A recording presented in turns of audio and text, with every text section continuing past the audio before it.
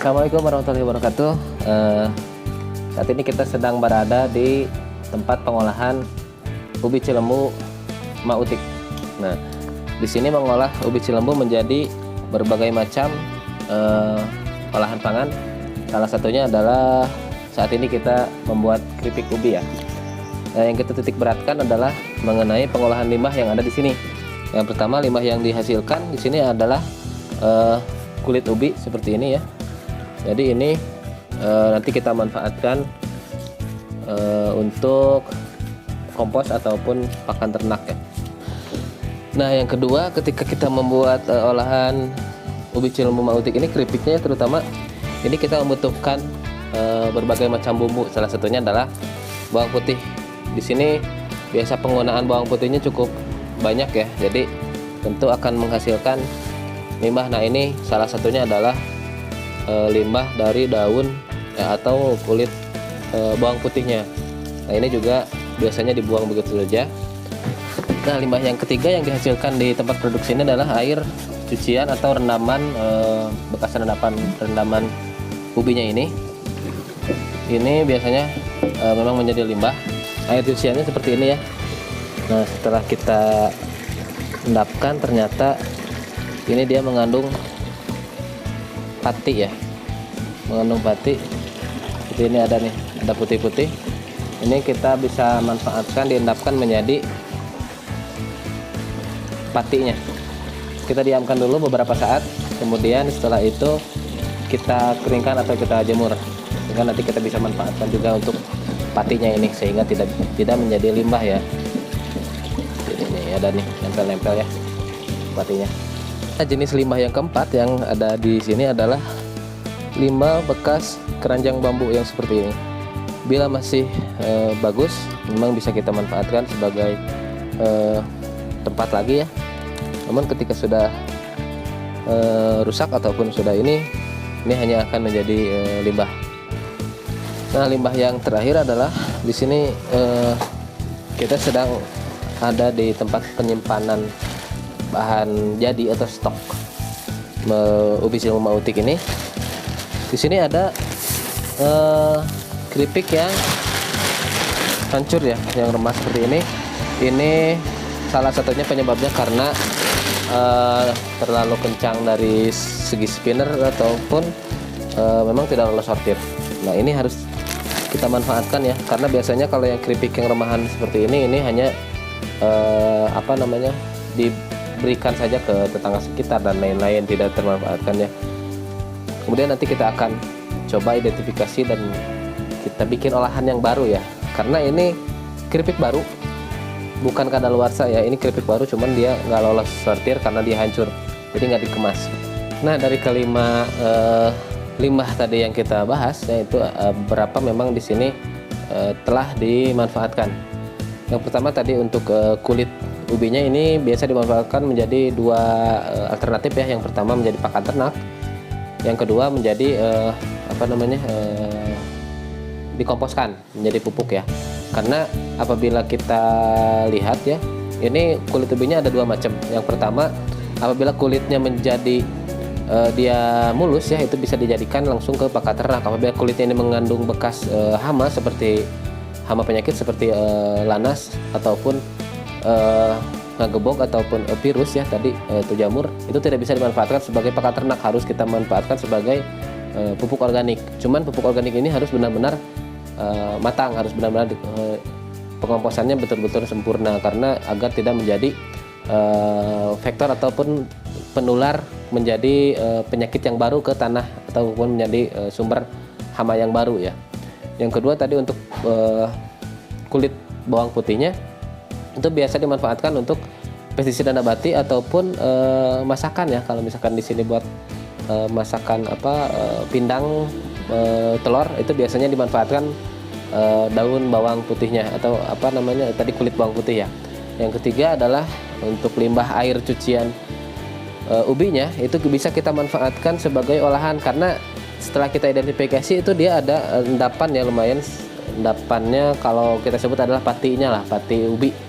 Kalau kita biasa mengenal tepung ubi, nah ini patinya mungkin sesuatu hal yang masih belum apa ya, belum terkenal lah ada patinya. Ini kita bisa manfaatkan juga karena menariknya di sini patinya dia karakteristiknya sangat mirip dengan tepung aren, pati aren ataupun tepung hongkwe. Jadi bisa kita manfaatkan sebagai bakso ataupun kita manfaatkan sebagai bahan baku goyobot ataupun cendol dan juga berbagai macam olahan lainnya. Yang ketiga adalah keranjang bambunya tadi, itu biasa dimanfaatkan untuk tempat ubinya kembali kalau pembusukan masih bagus ataupun untuk kerajinan yang lain. Yang terakhir adalah remahan keripiknya. Nah, ini yang menjadi kita titik beratkan.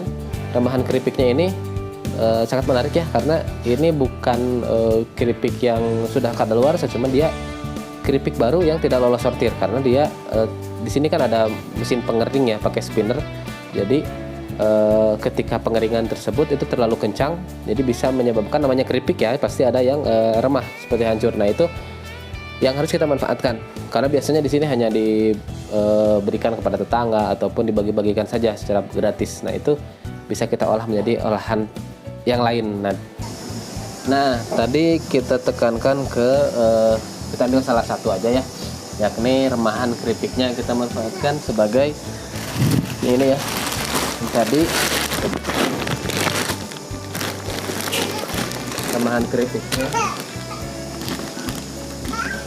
Nah, dari kelima jenis limbah tadi yang kita fokuskan adalah salah satunya saja, yakni ini limbah keripik yang tidak lolos sortir atau yang hancur ya karena proses spinner ataupun tadi terlalu jadi sehingga menyebabkan dia hancur ya, tidak bisa terjual. Kita manfaatkan menjadi salah satu makanan yang unik.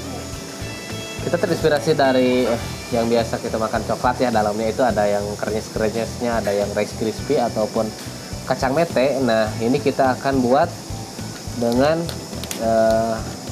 dalamnya itu kita ganti dengan remahan keripik ini. Jadi kita bikin coklat, dalamnya adalah remahan keripik ini. Yang pertama kita lelehkan dulu coklat ini, coklat komponnya.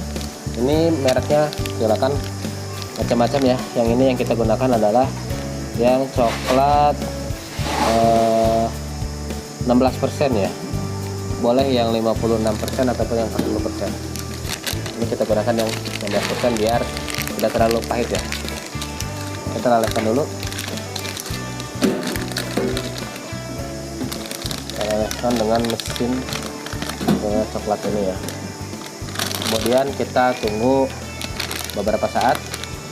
Nah, setelah kita tunggu kurang lebih ini 30 menit ya, coklatnya sudah cair, sudah meleleh seperti ini ya.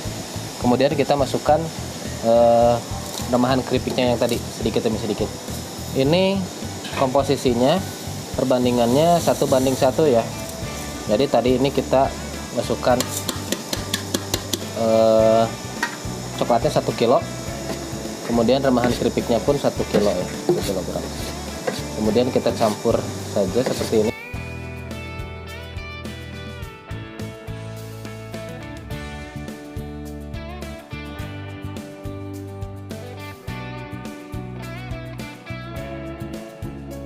Nah, setelah tercampur merata seperti ini, kemudian kita cetak di cetakan es seperti ini ya. Kita cetak.